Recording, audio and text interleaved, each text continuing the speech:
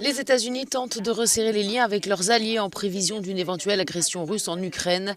Le chef de la diplomatie américaine doit discuter ce lundi en visioconférence avec les membres de l'UE des pourparlers qu'il a tenus vendredi avec son homologue russe Sergueï Lavrov.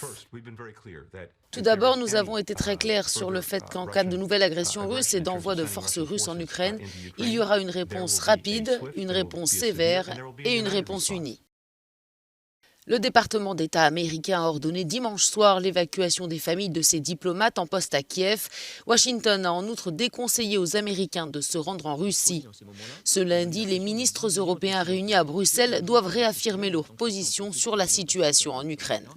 Se préparer à une situation difficile, avoir un menu, si je puis dire, de sanctions, de conséquences, je ne vais pas en faire la liste, mais les Européens doivent être prêts à tout moment à le faire. De son côté, le Royaume-Uni est partisan de la ligne dure. Londres accuse la Russie de vouloir installer un dirigeant pro-russe à Kiev. Nous disons vraiment deux choses. Tout d'abord à l'Ukraine, qui est un pays libre en vertu du droit international. Elle doit décider de son propre sort. Nous la soutiendrons dans sa défense.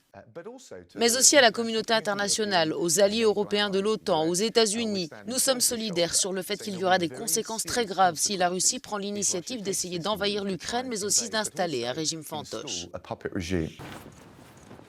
Sur le terrain, la situation sécuritaire est préoccupante. Moscou assure ne pas avoir l'intention d'intervenir en Ukraine, mais amasser plus de 100 000 soldats, des chars et de l'artillerie aux frontières avec son voisin ukrainien.